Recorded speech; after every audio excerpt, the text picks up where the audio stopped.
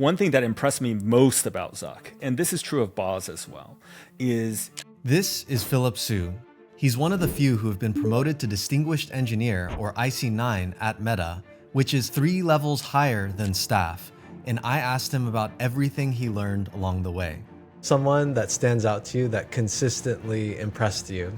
John Carmack, obviously legendary, right? Not only is he super prolific in coding, he had an ability to... Oh, wow. He also shared about his unique demotion. I was eventually re-leveled down from an E9 to an E7. Later, he left Meta to join OpenAI before it got big and shared an interesting perspective on why. The reason I joined OpenAI was what I learned from working at Facebook is I would much rather join the market leader or nobody at all. And here's why. He's one of the guests I was most excited to have on, and hopefully you see why after listening to the conversation. Here is the full episode. Thank you, Philip, for joining today. I'm so excited to ask you all the questions I have here. I think a lot of people are going to get value out of it. So yeah, let's start digging into your career, starting with Microsoft. My understanding of your career is that you sprinted through Microsoft ladder. What do you credit your fast promotions to the equivalent of Microsoft's E7 to? I think the growth comes from a few things. One is just I had several very good managers and teammates who I grew a lot from. So for instance, when I joined the tablet PC team, the team was about 20 people, but there were 3 distinguished engineers on that team, which for Microsoft terms is like very rare to find a team like that stacked with talent. So I learned a ton of stuff very quickly from people on that team, for instance. I think another thing is that I just worked very long hours is the truth of it. Like in my first year at Microsoft, I had a sleeping bag in my office. I regularly slept at the office. I would have an alarm that would wake me up at 3 a.m. because I was pursuing Da Vinci's theory that you can sleep 4 hours, wake up, and then like sleep another 4 hours and wake up. So I would wake up at 3 a.m., code a bit, and then go back to sleep at 6 a.m., and then wake up at 10 a.m. and keep coding, right? So I do think a thing that I tell people a lot is I think there are only 3 main things that contribute to fast career growth. One is, of course, luck, being at the right place at the right time. You happen to be at Stanford when Sergey and Larry were working there. They happened to pick you to join the company, right? So some of it is luck. Some of it is talent, like people like to say things like, oh, everyone can be an astronaut. And I don't think that that's true. Like the harsh truth is, I am never going to be a great basketball player, right? Like they're just things that I cannot do. Similarly, someone who is not naturally good at public speaking, they can always improve to where they're passable at public speaking, but they're not going to become a Cicero through like a lot of practice, right? So I think luck, talent, and the last thing I do think is hard work. If you are willing to outwork everybody, I think who is equally talented and equally lucky, you're just going to get further. I am not saying that I would recommend that to everyone. And in fact, I do think that my work life was way out of whack for many years there. So I'm not at all saying that this is what I recommend people do, but I do think that outworking a lot of people goes a long way. When you first got into the industry, it sounds like you were really hungry, and I was also, super motivated too. And one thing that I wondered though is, when you work so hard, it trades off with your health and then can eat into your, I guess, productivity throughput. After you lived that experience, do you think if your goal was growth at all costs, that was actually optimal? Yeah, this is a great question. And I think there are a lot of people that will defend the 40-hour work week with things like, when Henry Ford studied his people, every additional hour was like lower in productivity. I think one thing people don't like to discuss often is that I do believe your productivity does go down on a per hour basis as you stay up for way too long. But I think for many people, that curve keeps going a long time before it gets negative productivity. Meaning like an additional hour worked is actually subtracting from your productivity. So I feel like the truth is working 50, 60 hours, you will probably get a sum total of more done, but each incremental hour is probably less effective, right? But I think there's one other thing that people don't take into account, which is, you could say like, for instance, why do surgeons still have residencies that have 36-hour shifts, right? Part of it is hazing, I think. Part of it is just because they did it when they were young, so they're going to make you do it when you're young, right? But I think another part of it that I heard from a surgeon is that the biggest, quickest way to gain experience in surgery is to have a lot of surgery hours. So the more you're there, the more you experience. And if you can pack in 6 years worth of experience into 4 years, then you're just going to be a better surgeon coming out, right? And so I think although nobody wants to be operated on by a surgeon who's in his 34th hour, let's say, right? At the same time, you would like a surgeon who has experienced a very wide variety of things. So I think although I wouldn't recommend my crazy work hours from when I started work, I would say it exposed me to a lot more experience than the average junior person starting at Microsoft. So there's diminishing returns, but there are still returns. And so if Yeah. you're a growth at all costs career person, you should, I mean, by that logic, you should work more. Of course, there's other parts of life. Yeah, Totally. Like if you were diehard convinced that career was the most important thing for you, and in fact that you were willing to sacrifice things like relationships and other things like that, I do think the truth is working longer hours is going to get you there faster. so you grew to the equivalent of, E7. My understanding that's senior staff, and you said there were three distinguished engineers. Is that the equivalent of E9, or would have been I think at Microsoft? Or yeah, probably something like that. E9, it's the equivalent of a vice president level in compensation within the company. E6 to E7, I'm familiar with that at Meta. When you got that promo at Microsoft, was that as a manager or as an IC? And what's the story behind that Great promo? question. That was as a manager. But I think I also then became an individual contributor at the new level as well. I see. What made you decide to switch into management in the first place? I think when I was younger, I was very ambitious for myself, and I came from a culture, I'm ethnically Chinese. I came from a culture where people really felt like managers were more respected and would get further in career. And so I think I had the somewhat misguided notion that in software engineering, becoming a manager was the next growth step for me. So that's largely why I became a manager. But in my career, I fluctuated between managing people and being an individual contributor at least 6 times. And I think the Oh, wow. main reason for that is I really love being an individual contributor. But I'm often asked to manage if the team needs a temporary manager for a while, for instance, or I would much rather be the manager of a team if it's poorly managed. You know what I mean? So my order of preference would be an individual contributor, uh, be a manager on a team because the team doesn't have a better manager, right? Like that's my order of preference. But in general, I think left to my own devices, I'd rather not manage people. I see. And in that case where you said if it's poorly managed, are you saying that there's cases in your career where the existing management was lacking and you volunteered yourself? Or you're saying someone in your management chain said, Philip, can you please help us? Yeah, both of those things have happened before. So, for instance, in my career, I've had 4 separate times when a previous manager of mine asked to report to me. So I became their manager, basically. Really? And I think that, yeah, and so that has happened 4 times. And I think part Wow. of that is because I've learned from great managers. Although I don't prefer to be a manager, I do think there are parts of what I've learned that have been useful, right? And so Yeah. I have been asked to be a manager before. After pursuing trying to become a manager early in my career, I sort of stopped looking out for those opportunities as actively as I did an individual contributor opportunity. That I've never heard of that before, where your manager asks to report to you. How does that happen? Well, I think each situation is a little different. So on some of the situations, they reported to me on the same team, right? On some situations, several years later, they asked to join my team, and when we had both moved on. So I think that in the cases where it happened on the same team, one time it was because the manager wanted to be an individual contributor on the team, Mm, and I mm. was a strong individual contributor that wanted to be a manager. And so it was almost like a swap in place, right? I've had other times, several times, where I joined a different team somewhere else. And then my manager who liked working with me was very happy to work for me as well on the new team. And so that's been the majority of cases.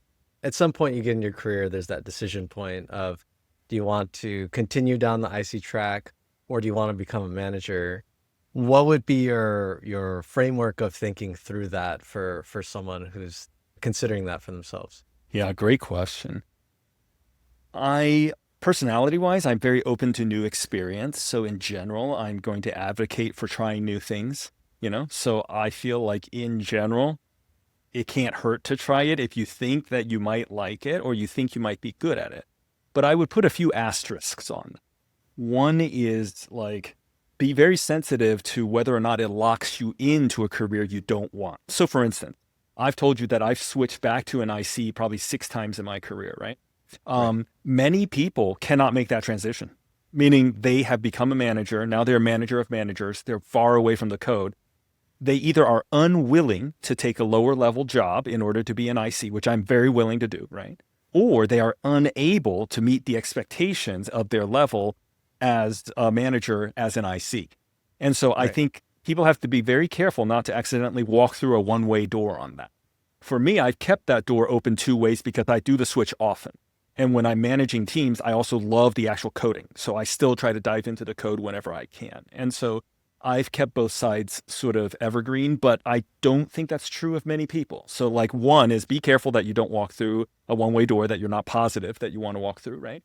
I think another thing about that is people often mostly think about themselves when they think about wanting to be a manager. But what I classically tell people is you are ready to lead a team when your team would have elected you to lead them, right? Like think of it this way. Would you want to work for you? That's the key question. Like, would you want to work for you? If the answer is not a solid yes, I would be thrilled to work for me, right? You probably have a few things you can improve in yourself to get to that point. And people cannot make you the lead of anything. Like they can nominally make you the lead, but as you know, in software development, people can slow roll things. People can sandbag things. Like there are all sorts of ways your team can work against you, actually. So you need people to want to work for you. So I think before becoming a manager, one key thing is take a critical look at like, would I work for myself? And like, if not, what can I improve in myself to make it so that people want to work for me? I think when you have those improvements, it'll be clear. And then people will ask you to manage at that point. That was interesting you talk about the two-way doors because when I think about it, I made a similar decision for myself of, pursuing management versus IC. I presumed past a certain point, you've become more specialized. Like if I was a manager of managers and then I switched to my equivalent, let's say I'm a director and now I got this big org underneath me and I switch into the equivalent, which would be principal engineer. Those jobs are so different that I would have thought almost no one would be able to keep the door open. And I was thinking if I did do switches too, I would be, I guess, resetting some progress potentially. So yeah, I'm curious how you think about that. Like, did you ever feel like you lost progress by switching between the two tracks? Yeah. Well, I definitely lost progress and intentionally and willingly so. So for instance, when I switched from being the site director of Facebook London to being an individual contributor on Oculus, I was eventually re-leveled down from an E9 to an E7. And that was something that I very much sort of wanted and I fully acknowledge was necessary because the skills I could demonstrate as a site director were very different from the skills that were required to be a good coder on Oculus. And so that was a re-level where I very much bought into it. Now, many people cannot handle that, like either for ego reasons, like they feel like they can't handle it, or for compensation reasons. Like there are some people whose lifestyles just grow to fill whatever compensation they're making, right? And if they refuse to change their lifestyle, they will paint themselves into a corner where there are increasingly less jobs they can take because they are unwilling to move. So I do think sometimes that switch entails that movement. And I also think there are certain times in career where that switch is easier and certain times where that is harder. So like, here's an interesting dynamic. I think early in career, like 1 or 2 years in, let's say you are a software developer, you want to be a product manager. I feel like 1 or 2 years in, it's easy to make a lateral move. You're like a junior software developer. You want to become a junior product manager. Many people are very willing to coach you on that. I think in the senior, E sort of 5-ish range, I feel like the transition is very difficult. If you want to go from an E5 software developer to an E5 product manager, just like that, I think it will be very difficult to be good relative to your peers, unless your software development work involved a lot of product management, these sort of things, right? But funny enough, these things are a diamond shape. Once you're senior enough, the skills once again converge. Like, what is a really effective E8 doing, right? There are occasionally, of course, the prodigy coders who are just far more effective than the average person in producing a ton of hard code, right? But I think a lot of very senior individual contributors, they are actually great at leading teams. Like they have a vision for technically where the product needs to go. They understand the infrastructure and the weak point. They have a plan for staged migration to the next better design, right? And people love working with them because they are good and compelling at coaching others and whatnot. That's a lot of what makes a great typical sort of E8 in individual contributor. In which case, like this diamond shape happens, right? Which is once you're senior enough, a lot of the skills once again overlap. Are you good at communicating with others? Do you have vision? Do you understand the business strategy and how it pertains to the technology you're building? Those things once again become shared. So I think there's a part in the middle where it's most difficult to make the change. Yeah, that's a really interesting idea. And I see that as well with the high level archetype ICs, especially the tech lead generalist, the skill set in leading an initiative that 80 engineers are contributing to. There's probably a lot of leadership skill overlaps with the director. So I see that. But I wonder though, for some of the other archetypes, like let's say you went deep into you're a specialist in AI or something. I'm wondering maybe that diamond doesn't come back. Yeah, for some archetypes, it definitely doesn't come back. Okay. There are some people that are super deep. Like, let's say you're into like query optimization for SQL queries, right? Yeah, You can go very, very deep on that. And I think in a way, some archetypes going that deep on the technology might not need to have developed all the other skills that are related to leading teams and whatnot, and may not be a good transition into managing. You mentioned that you navigated the conversation. You were an E9, and you sought out a demotion to E7. And for those who don't know, E9 is a distinguished engineer, and E7 would be a senior staff engineer, which are both crazy high levels. How did you navigate that conversation, like requesting a demotion? Yeah. Yeah, this is a great question. I was even concerned about it when I was first promoted from an E8 to an E9 as the site director of London. What I told Facebook CTO back then, Shrep, was, I'm very concerned that because I like being an individual contributor, I'm very concerned that I cannot maintain this level of performance when I want to move back. And what he said to me during my promotion to E9 was, hey, let's worry about that problem when it happens. Like, let's not promote you because you think one day you're going to want to go back to coding. So when I went back to coding, I very much understood that I was at a level that I in no way could meet the expectations. And so I think under those conditions, it felt honestly great for me to ask to be moved back to E7, which is the level I joined the company at like 8 years before that, because I knew that I could perform at that level. And I definitely did not want to be compensated more than I deserved relative to my peers on a team. It feels so much better to be performing well at a level than it feels to be like barely treading water at a level that you feel a lot of imposter syndrome in and that you're not even sure that you'll stay long-term qualified for, right? So I actually very much welcomed the change. But I think also many people don't make a change that big, first of all. And second of all, many people don't want to take all that comes with that, right? Like, for instance, I went from being the site director of a site that was probably, 400 or 500 people, down to reporting to a manager who reported to a manager who was then part of the management of the site, right? And so, like, you have to have an ego that is very willing to say, like, hey, I'm happy to be just a member of a team down here, doing my own work. And you also have to be sensitive to other funny things, like you have to be careful not to speak up about your opinions about all sorts of things that you used to have opinions about when it came to running the site, because you need to support the new people running the site in being successful. Like you need to support the new leaders, right, by playing your role on the team as opposed to using your outside influence from the past to get things done. And so I think both of those things were changes that I was, willing to try to learn to navigate, and I very much welcomed being leveled appropriately relative to my contributions. Makes sense. And you talked about the expectations being too high for E9. Can you give a high level? Like what does it generally mean for what is an E7 typically doing, or E8 typically doing, or E9 typically doing? Yeah, great question. And I have to caveat my opinion about this relative to, I was working at Meta starting 15 years ago, right? And so my data about how those levels map is going to be very coarse grain, right?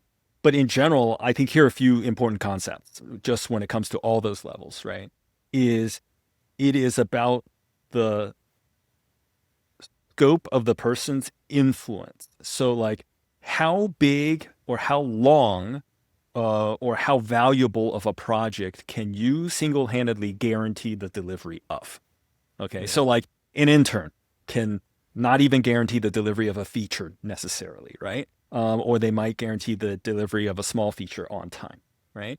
A senior developer, like let's say an E5, E6 in a company, should be able to deliver the work of about 10 people, 10 to 15 people, right? If you're regularly influencing the work of 10 to 15 people and you can reliably deliver things of that scope when you are the one in charge for that delivery, whether it's technical delivery or a product feature area or whatever it is.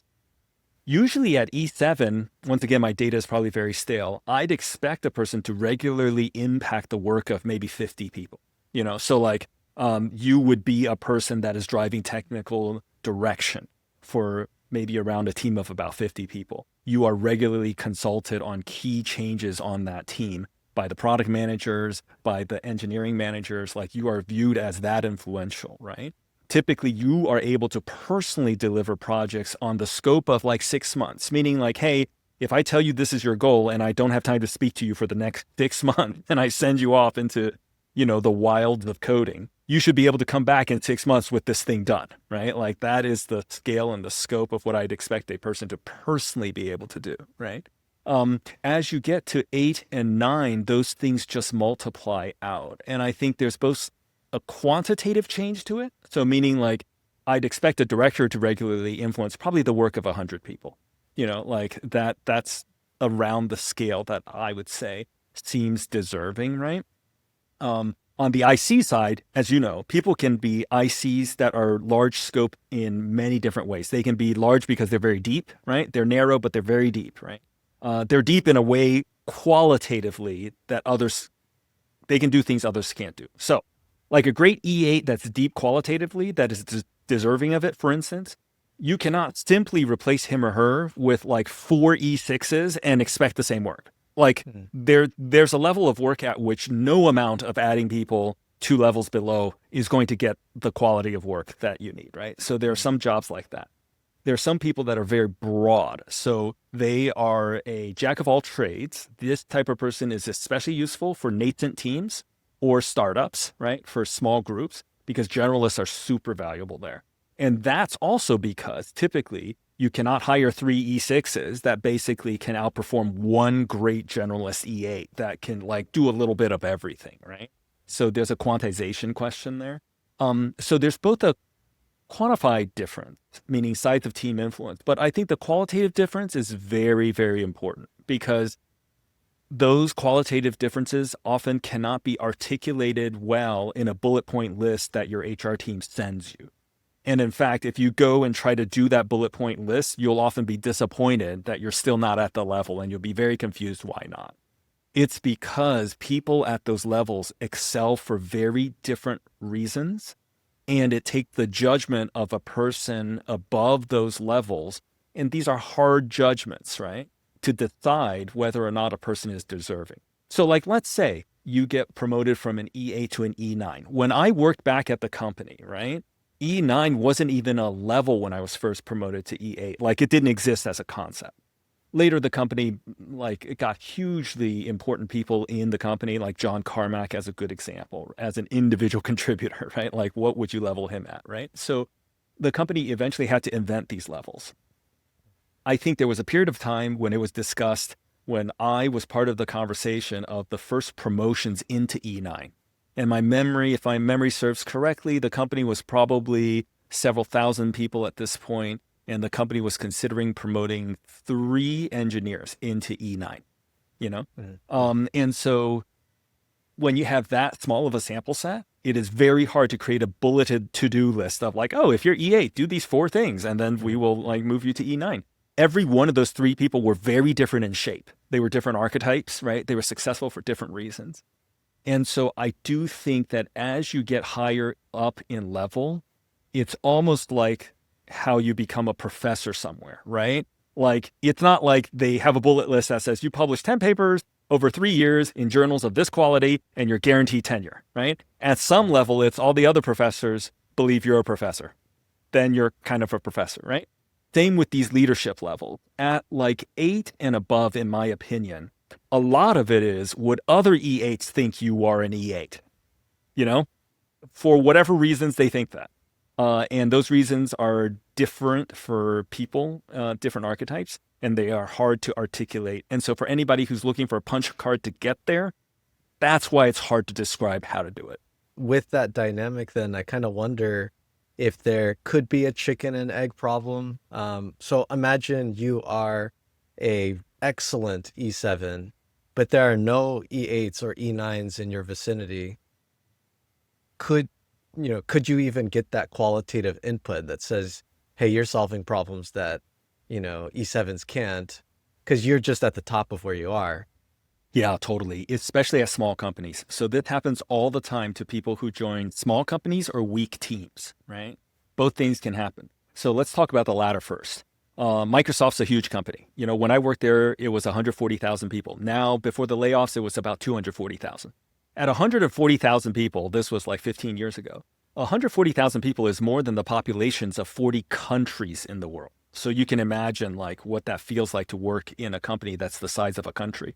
In a company that size, there are always weak teams.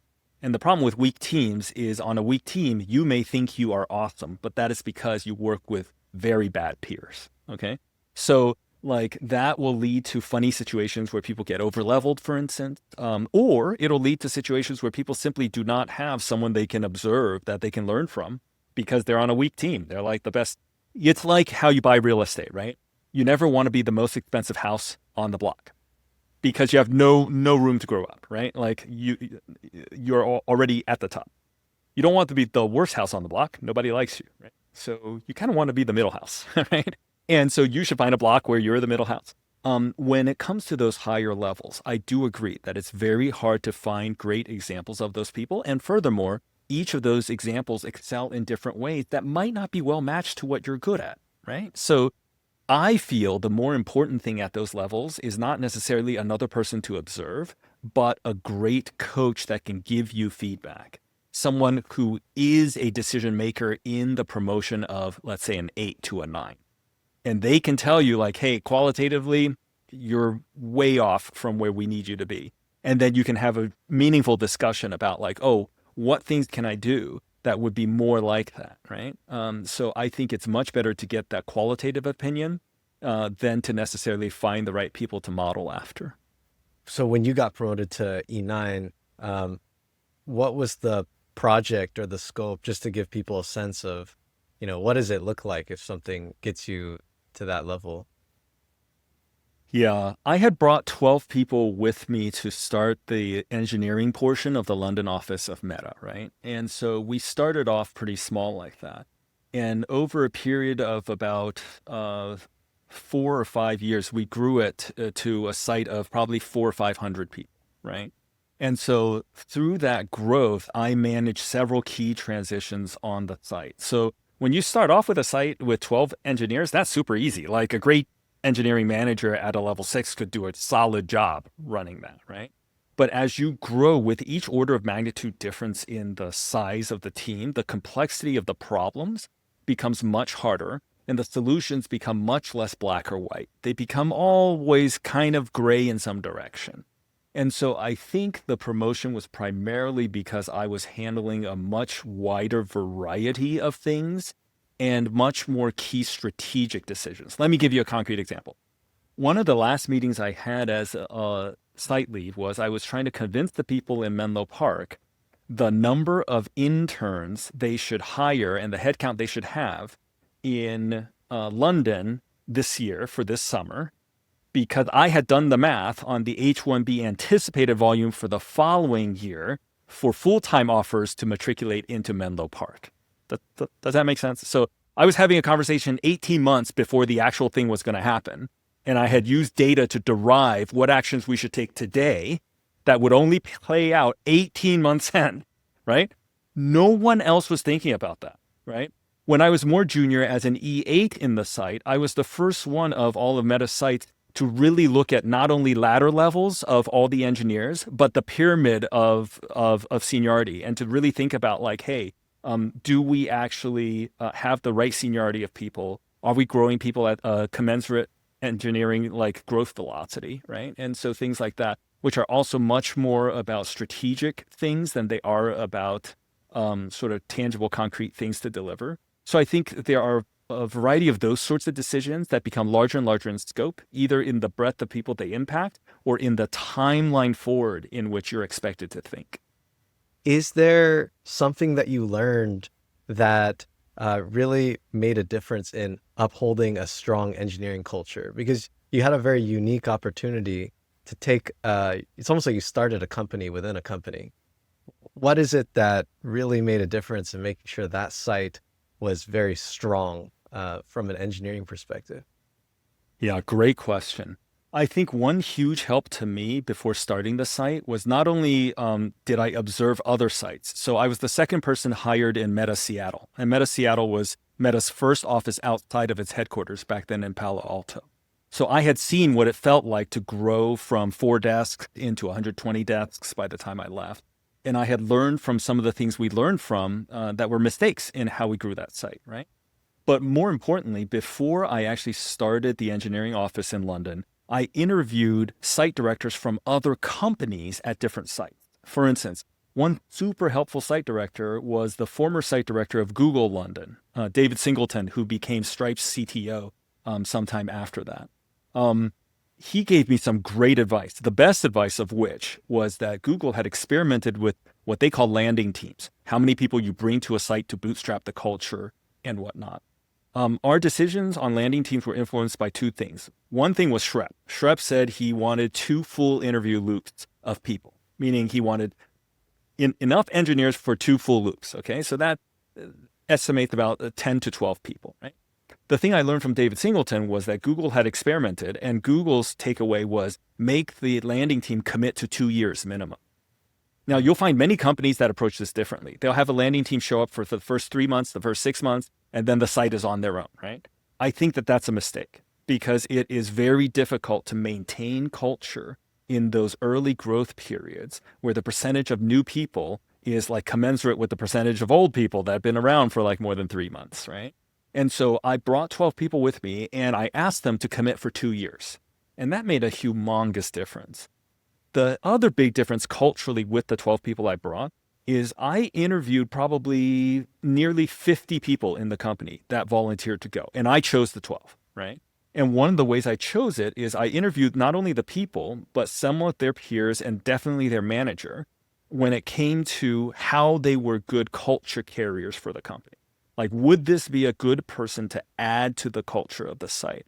And I honestly really lucked out. The 12 people we brought with us were amazing people for building and maintaining the culture of the company. They had been at the company long enough to know what its culture was, right?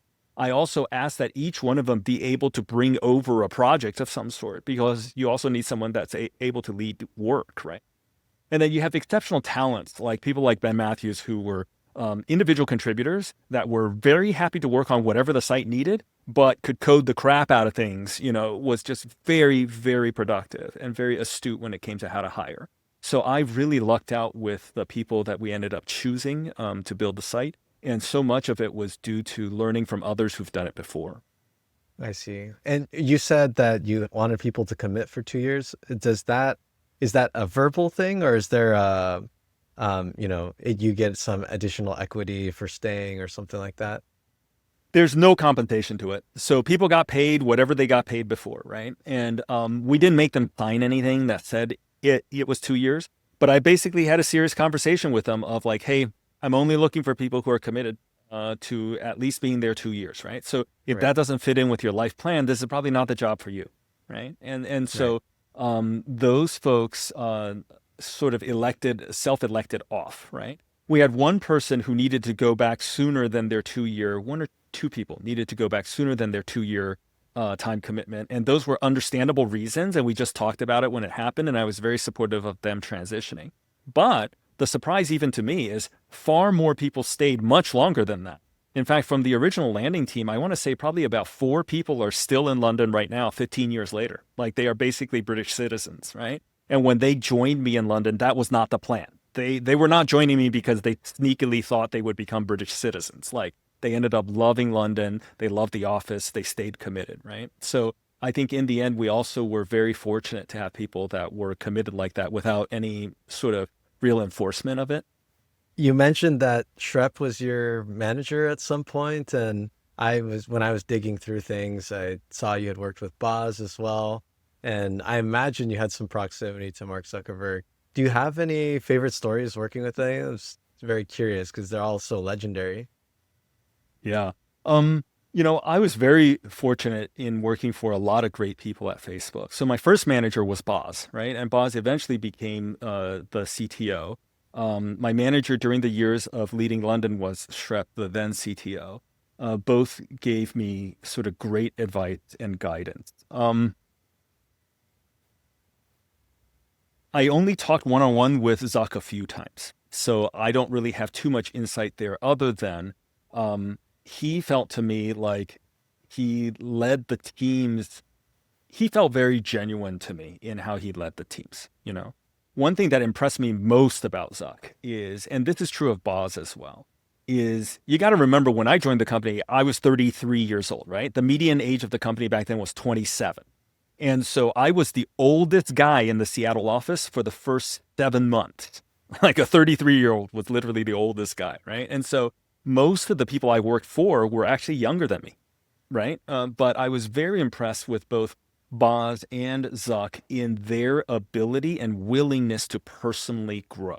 Like in each of those cases, if you talk to people that have worked with Boz for more than 8 or 10 years, right? Or with Zuck for a good number of years, they can tell you exactly how they grew over time. It was very obvious that they were not only open to coaching and probably seeking it on their own, right? But making a deliberate effort to improve. Like small concrete example. If you look at how Zuck ran AMAs when I first joined versus even 2 years into my time at Facebook, where I'd randomly guess he was probably like 28 or something.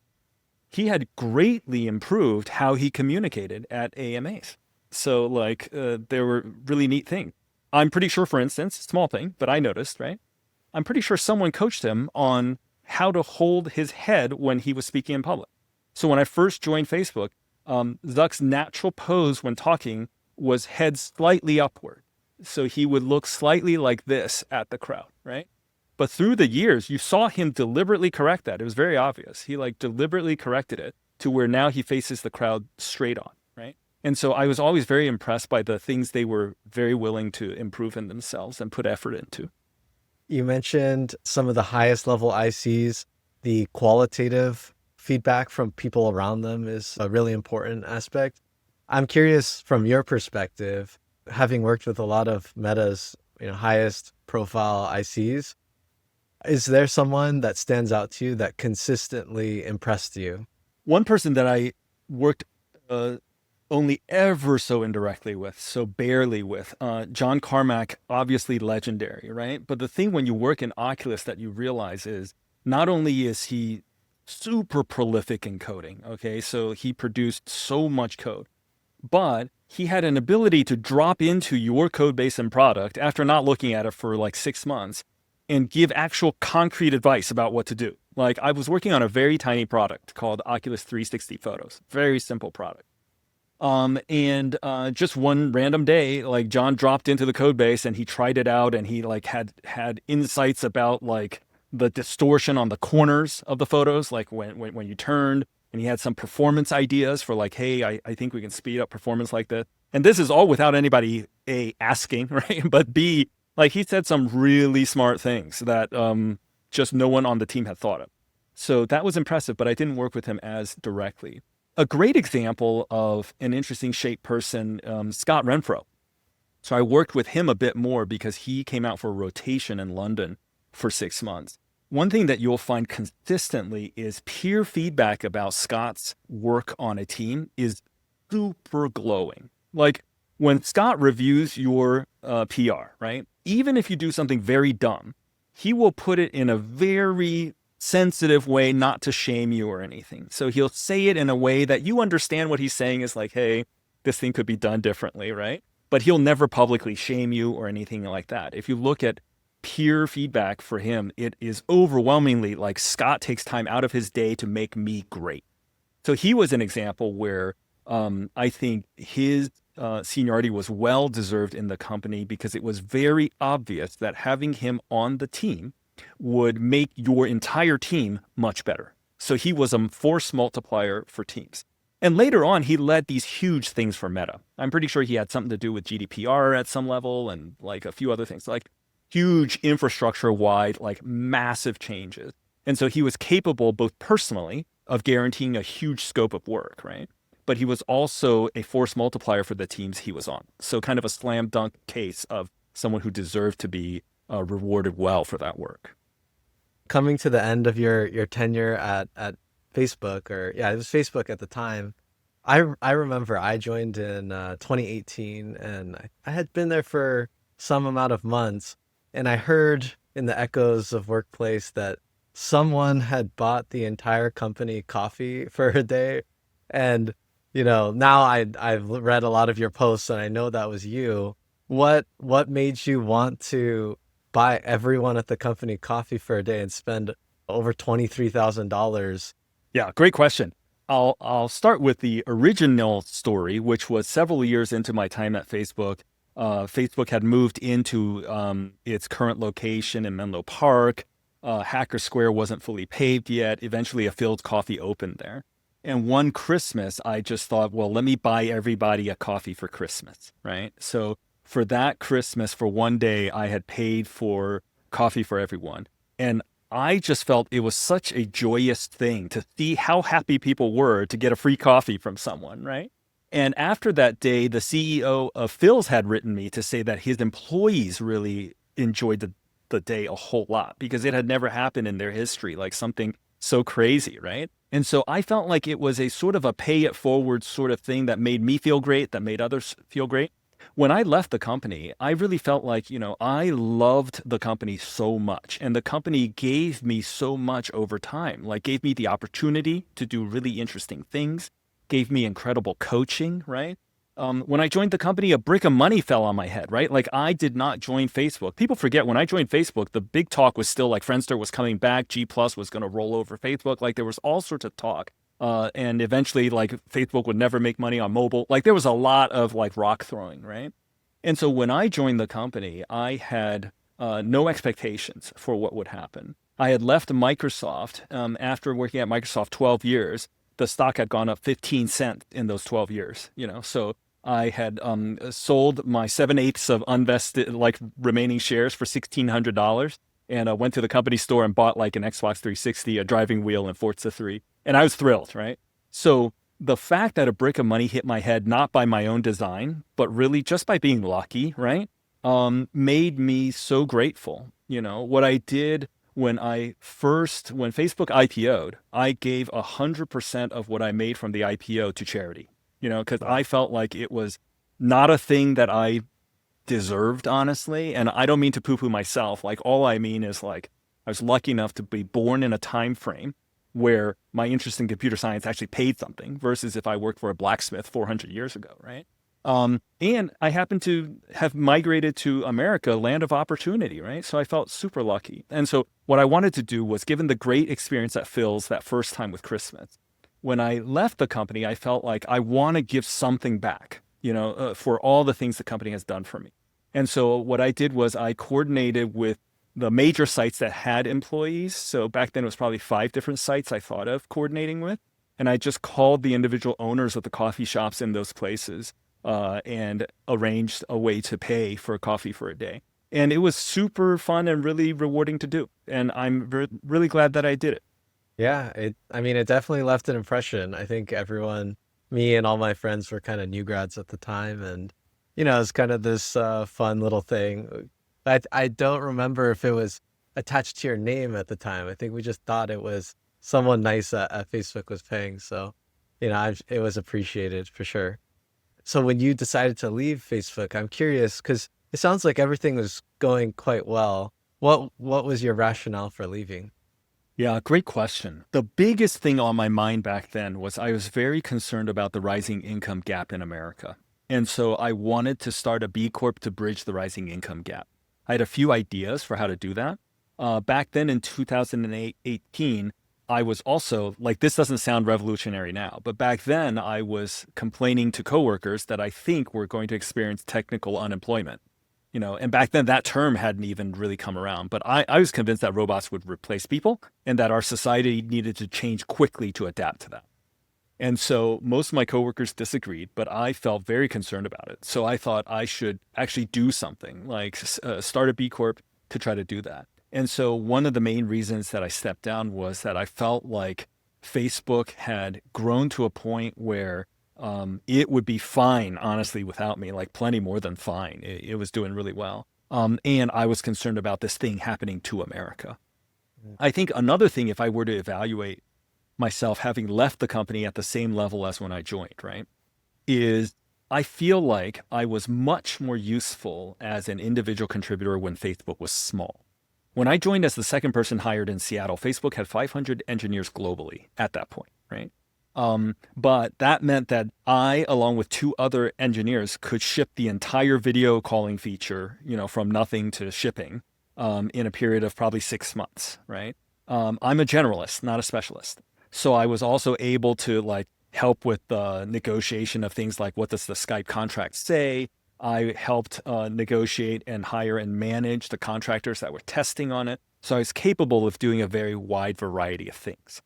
8 years after that time, the company had grown to, just thousands of engineers, right? The company had grown to a point where I think a generalist like me is much less useful, than specialists.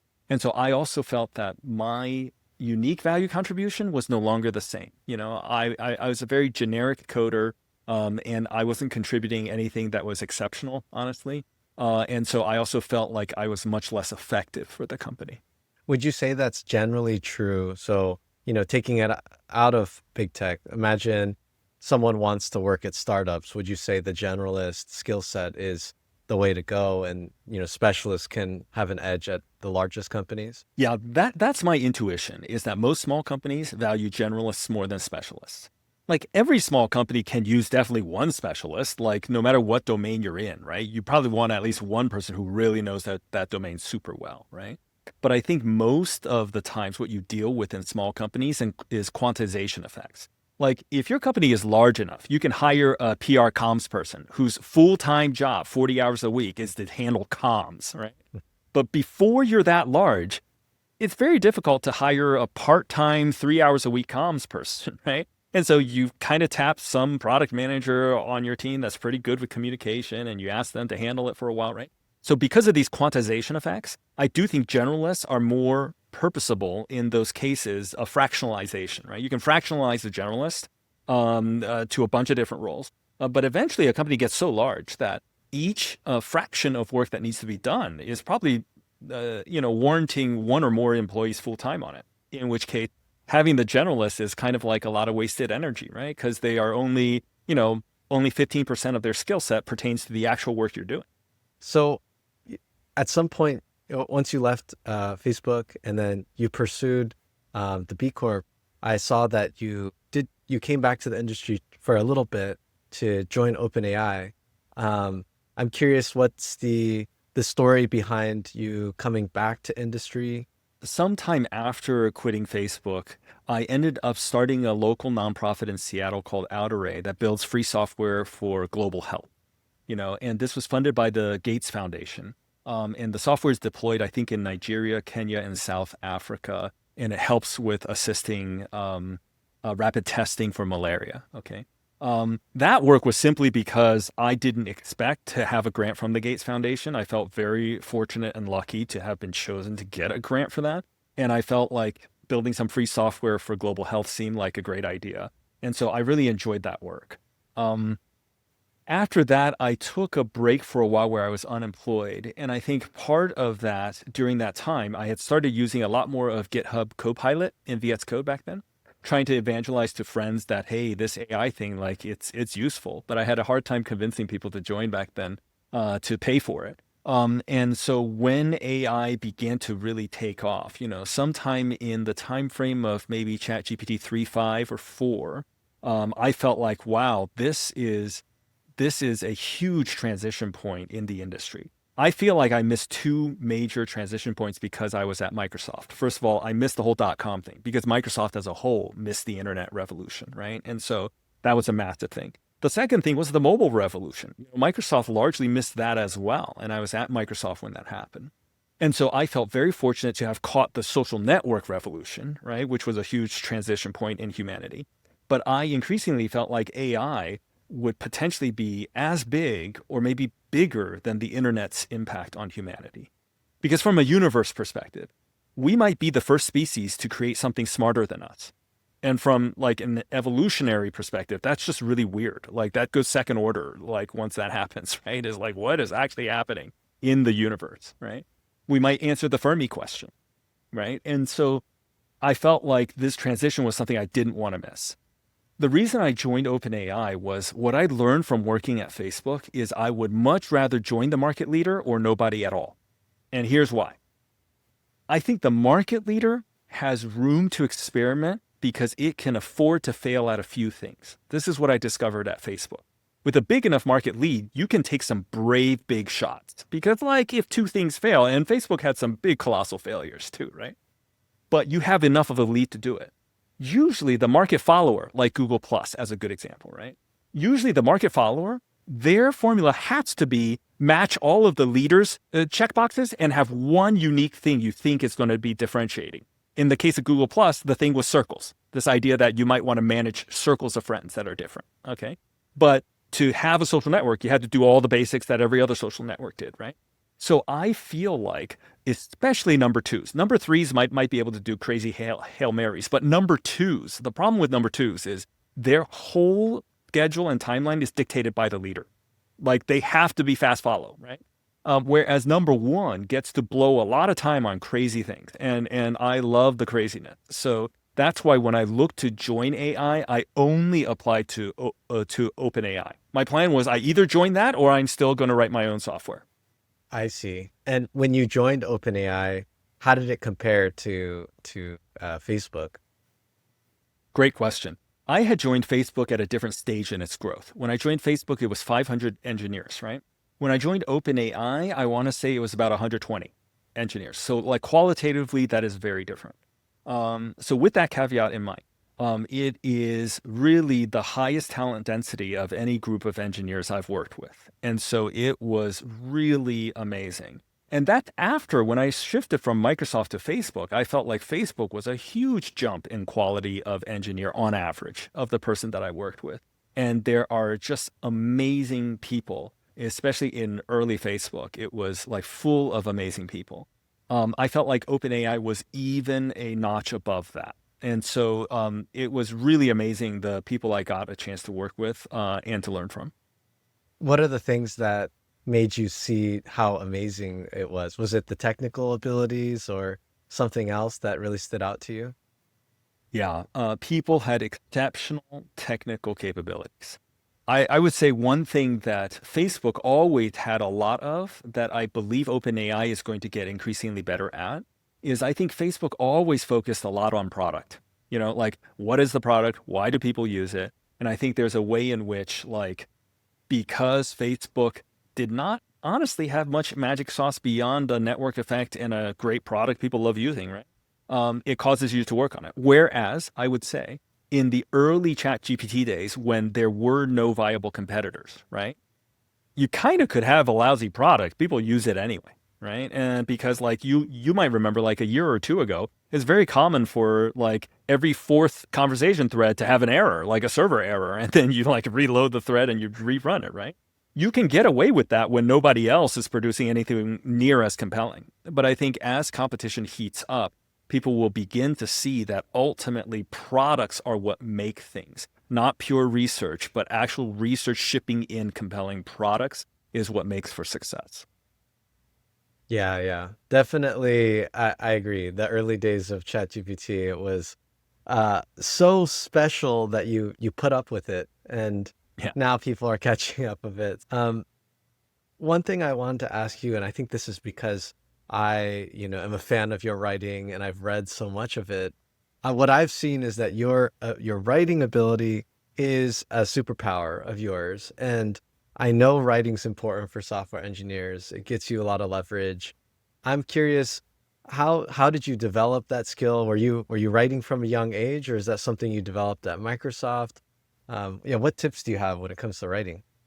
I was bad at writing at a young age. The main reason that I was bad at writing when I was even through college is I very much did not respect the value of good communication. Like I came from a culture that respected getting A's in everything. And like I felt like there were hard sciences and then everything else was fluff. So if you made me take history, if you made me take English, I felt like this was a waste of time. These are subjects with no right answer. It's all like people's opinions, right? And so I had a very sort of low attitude toward the soft skills. And so I did not respect the soft skills. And so I didn't invest in them. So I was a bad writer, right? Over time, I think I lucked out in that when I started work at Microsoft, in some of the spare time I had, I just started rereading some of the classics, and these are things that in high school when assigned, I really hated them, right? Since these are all the classic like Hemingways and then Great Gatsby and like stuff like this. And I started to see these books in a different light. Like I was a bit older, so I could appreciate more of what was said in it. And I also started to really develop a love of the language, right? I think it was Virginia Woolf that said, to write well, you need to read well. And so I think first of all is you got to read well, right? And so the types of sentences that someone like David Foster Wallace, DFW, can put out, the types of sentences that he can put out are amazing. If you read Alice Munro short stories, right? The language is beautiful. Pilgrim at Tinker Creek, like there are all sorts of amazing books where when you read it, you feel like, wow, the language here is exceptional. So I then started to really respect that that was a skill, and that was a valuable skill, every bit as valuable as a hard skill, like a science skill. And so then I started working at it. And a lot of writing better, I think, is not only reading well, but really being willing to rewrite multiple times. So many of the posts that you've seen me make, I have rewritten multiple times before posting them, right? And so being willing to have some things on the cutting room floor, right, is also pretty important. Even now, when I read people's Substacks, for instance, I once in a while do notice something and I try to remember it. Like, oh, this way of saying something rhetorically was very clever. So I'm going to try to remember that this is one way you can communicate an idea. And so I think that has also helped. But most of all, I think was my willingness to not disrespect the skill and to actually see it as an essential skill for even for scientists, for technical people, I think is hugely important. Yeah, definitely. And what you said about growing up and not respecting the softer subjects definitely resonates. I have very similar value system when I was growing up, and now I see the value of writing, and so that's why I'm kind of into it. Um, some of the stuff that you wrote too, for instance, your essay, and I guess this is only people at Meta could see it, but your essay, As Good as It Gets, your the creativity to kind of jump around and give a non-chronological narrative, I thought was really cool. You're jumping around your life and just getting the feel of a bunch of things. And some of the things that you communicate are not, it's not even a full narrative bit, but it somehow gets the idea across. I really liked that. And I'm curious, do you have an editor when you were writing, or that's all from you continuously reading and rereading? Yeah, that thing was a moment of inspiration where I thought, how do I tell this story? Like, what is a compelling way to tell this story? And most often, like, the compelling way is chronologically, actually, because that's the way that makes sense, right? Okay. But some stories, I think, work better out of chronological order because you see a different arc that's developing in a person's life, an arc that's actually like threaded, right? And so that's what I felt for that particular story. I've not had an editor for any of those, but one place where I did hire an editor, it was great. I hired a lady named Rebecca Ambrose to edit my podcast, Peak Salvation. And the big thing about that is I knew I wanted to do a miniseries and I wanted the words to be well structured. I wanted the story to be told well. And I knew that a professional would do a much better job at editing. And there I learned a ton from Rebecca. Like, if you listen to those episodes, you can tell that, oh, someone who works in the profession has like given feedback on this, right? And so I have gotten feedback in those cases, but nothing ever that I've posted professionally was edited by another person. I see. Yeah, your essays are legendary. I think I sometimes I go back to visit them and I'll see they're still alive. People are commenting saying, "Oh, I just found this. This is great," or "Oh, you should reread this." I'm a big fan. So glad you put those out. Thank you. And the great, by the way, the Great Posts Explorer, I it was alive as of maybe 2-ish years ago. I think someone took it down at this point. I tried to before we did this, I was like looking for it. I'm curious, how did that side project come along? Yeah, so I wrote a thing inside the company Facebook called the Great Post Explorer, which was meant to like rank and expose people to some of the most commented on or the most reacted to posts of all time within the intranet of Facebook, right? The main reason I wrote that was I benefited from discovering serendipitously great things written by people who came before me in Facebook that I wish were somehow cataloged somewhere. And not only cataloged, but like crowdsourced in how they were categorized, because I wanted to be able to navigate it by categories, right?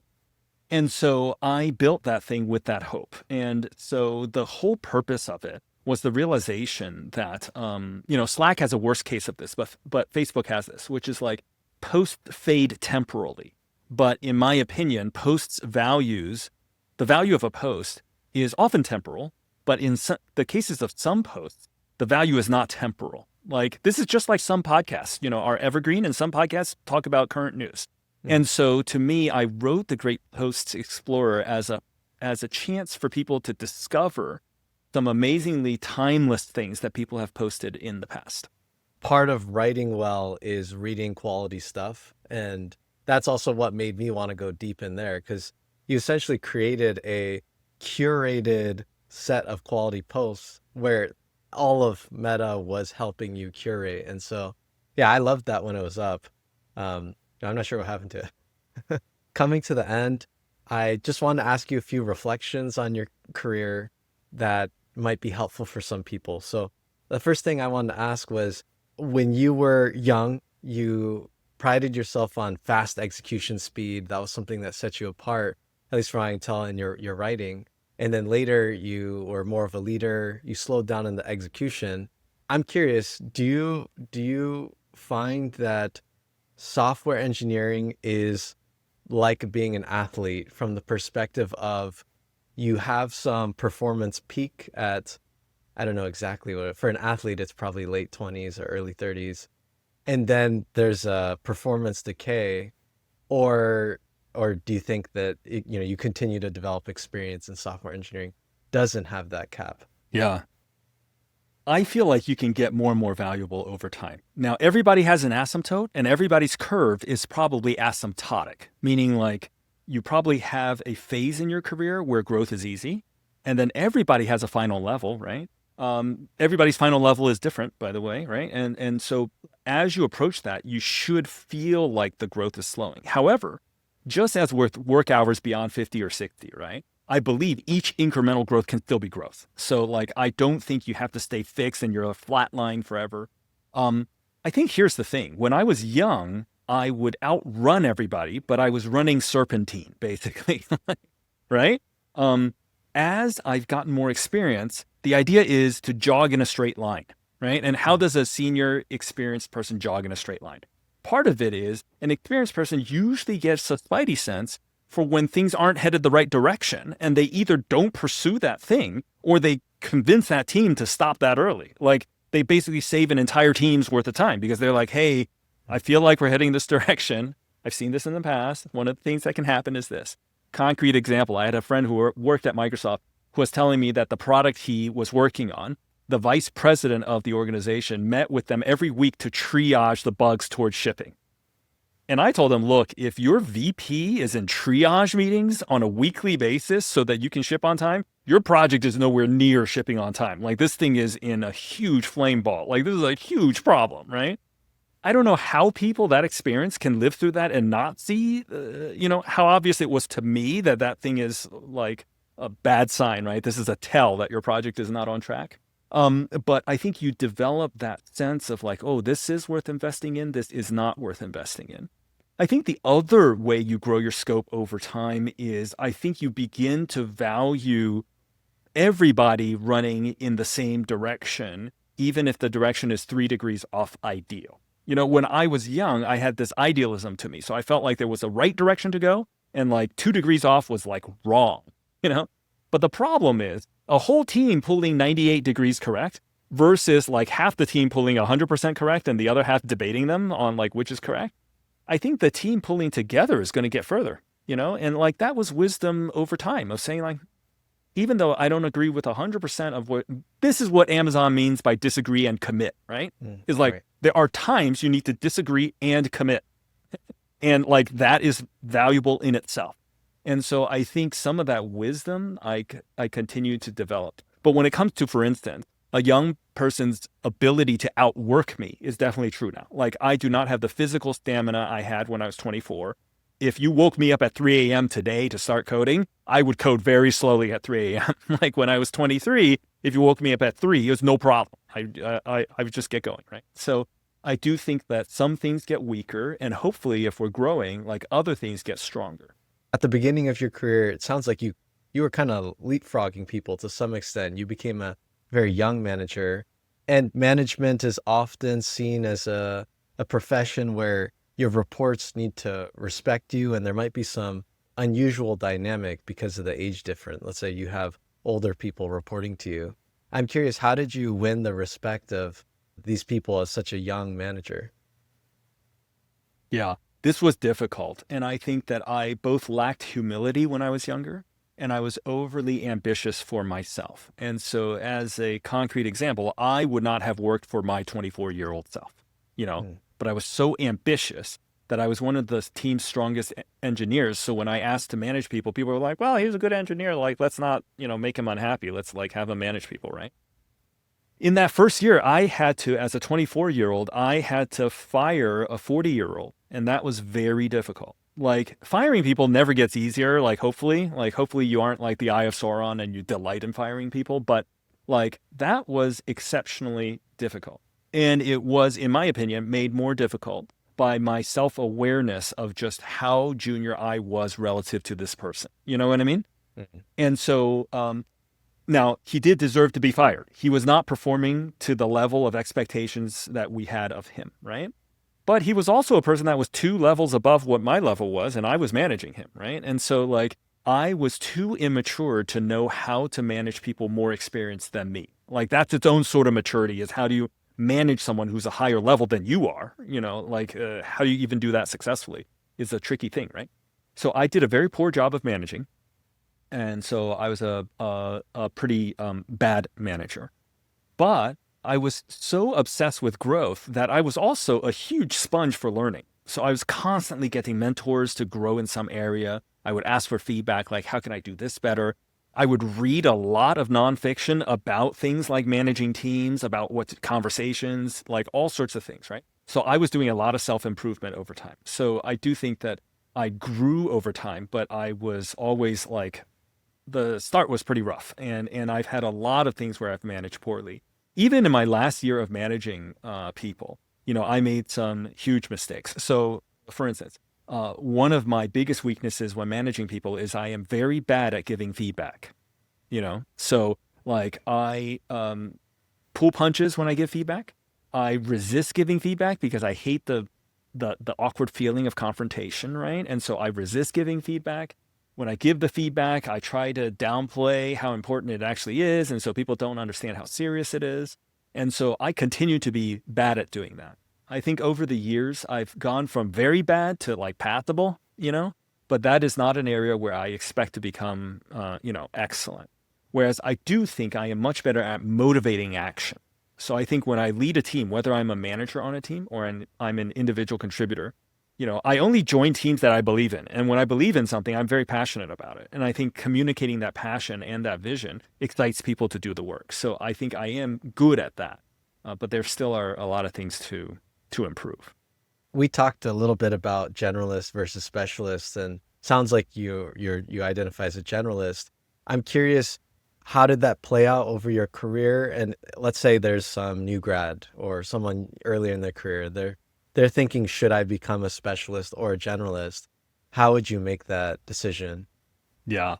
That I think is a tricky decision depending on how well the person knows themselves. So there's the occasional exceptional person, like these prodigies in chess, for instance, right? They will have been a prodigy by the time they're 8 or 9 years old. And so they're obviously fit to play chess. That person should specialize because that's like unnaturally unique talent, right?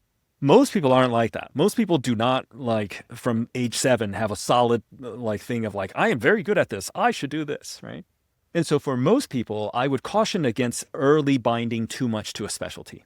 There are two dangers to binding too early. One is, how do you know you're a specialist and not a generalist without being a generalist, right? So that's part one.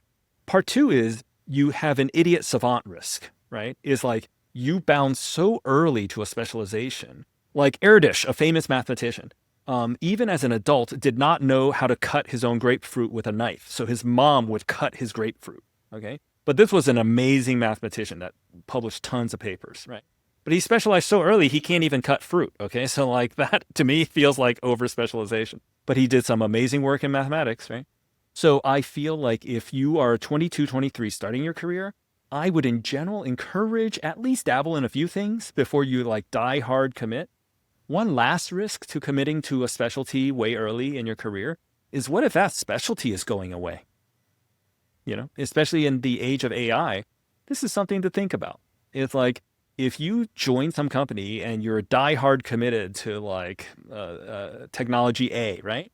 What if in 3 years that thing becomes irrelevant?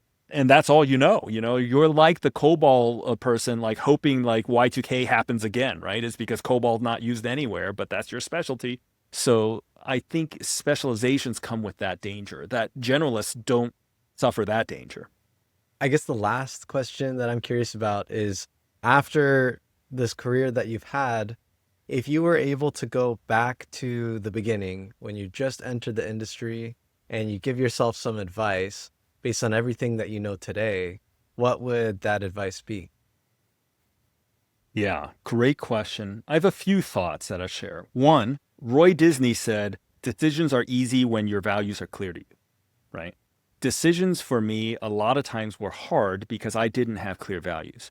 If you know exactly where you're going, decisions toward getting there become a lot easier.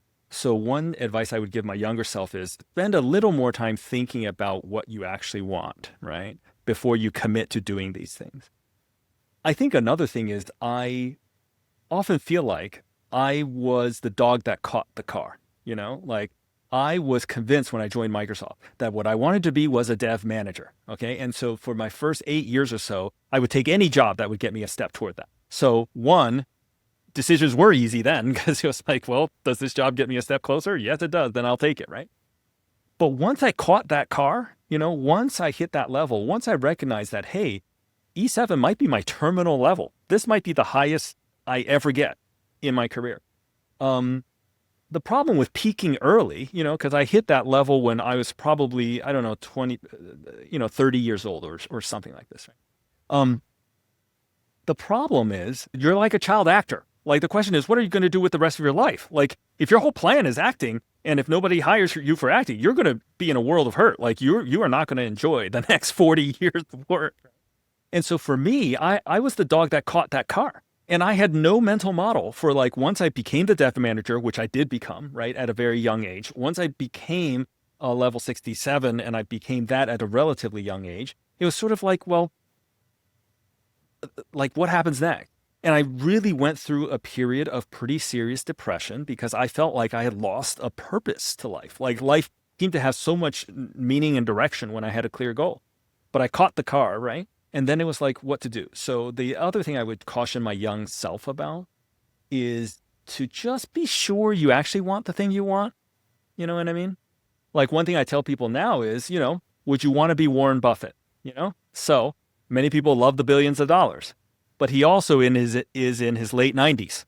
Like, would you want a few $1 billion and be in your late 90s? Like, is that worth it? Is that what you want? Like, this is an interesting question, right? So I think for me now, I think a lot more about, am I even going a direction I want to be at when I get there, right? One final thought that I'll leave with you with the sleeping bag business is sometimes you bend the reed, sometimes you break the reed, right? Sometimes things break and they aren't fixable. So when I had sleeping bags in my office, my fiance came out to Seattle to visit me. During that time, when she visited me in Seattle from Maryland, during that time, I would see her every evening at 11 p.m. when work ended. That was when I would go see her. So basically, I got to eat like a late Denny's dinner with her from 11 p.m. to like midnight. And that was my plan for my visiting fiance, right? I am very fortunate and lucky that she is my wife now. But anybody I tell that story to, you could bet 9 out of 10 times that the story that ends with, that's how I got the engagement ring back, right? Is how that story ends, right? I did not realize that some reeds bend and some reeds break. And I was clearly bending something to an extreme that most things would have broken, right? And so I do think that in one's life, back to your point of like, what should a diehard person who only cares about career do? Like, what is the absolute fastest way to like get there, right? I would say, A, be sure that's what you want, right? Don't be the dog that caught that thing and then you regret catching the thing, right? So A, be sure that's really what you want.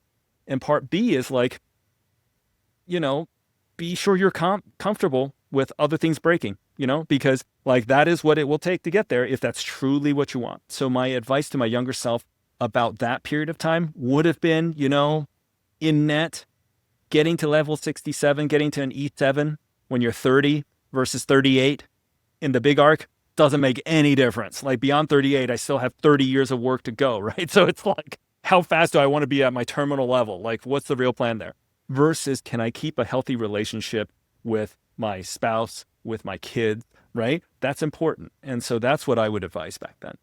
Yeah, it's funny because I think maybe this is a type of advice where looking back, it's obvious, but I wonder if you right now could talk to that Philip that was grinding, at 26 or 27, would you even accept the advice? It's hard to say. I feel like a lot of people who are fully focused may not. Well, I feel like it's easy to say. I feel like for me, the answer would have been no, I would not have accepted the advice. Because here's the thing, like everybody tells you money doesn't buy happiness, right? Like when someone with $3 million tells you, trust me, money will not buy you happiness. If you're an unhappy person now, you're going to be an unhappy person that can spend a lot of money, 10 years hence, right? But nobody believes it, right? Like everybody thinks, oh yeah, but when I'm wealthy, I'm going to be happy, right? Everybody thinks they're the exception to that rule. So I agree with you completely. Like advice feels good to give because I feel like maybe I'm saving someone from something. But in reality, 90% of the times, you have to be ready to receive the advice for the advice to have any impact. And I was at a maturity level that was nowhere near ready to receive that advice. So I would not have benefited from my own advice for sure. Well, yeah, Philip, thank you so much for this. I mean, I was really looking forward to this conversation and I learned so much. I really appreciate your time. This is awesome. I'm going to polish this up and make it really good for others so they can enjoy it too. Is there anything that you wanted to shout out to the audience? Maybe we can redirect them to something that you're working on. One of the things I might recommend, just because I'm still concerned about technical unemployment, is people might give my podcast miniseries, Peak Salvation, a spin. It was about my time working at Amazon's flagship warehouse over peak season from Black Friday to Christmas, right? I feel like in there, I was able to explore a lot more of my concerns around automation, what it means to society as a whole, the income gap in America and its rise, right? I do think that as Americans, we need to get together and like figure out how we help the average person through this change. I think, as you know, in technology, the change is going to be massive. It's going to come sooner than people expect. And then very bad things can happen if we don't help the whole society adapt to it. So I would encourage people to like think about that, maybe give the podcast a listen, which might give you different perspectives about it. And hopefully, figure out a way to contribute to making that better. I will put that in the show notes. So if you're interested in listening to that, take a look at the show notes. I'll put it in there. Cool. Okay, Awesome. well, Thanks so for your time much, today, Will. Ryan. This was great. Oh yeah, I mean, thank you. You're the one that I I want to thank. This is really great. I've been wanting to have this conversation for a while, so really, really appreciate your time. Yeah, and I appreciate the effort that you put into making these valuable to other people. So thank you for putting that investment in.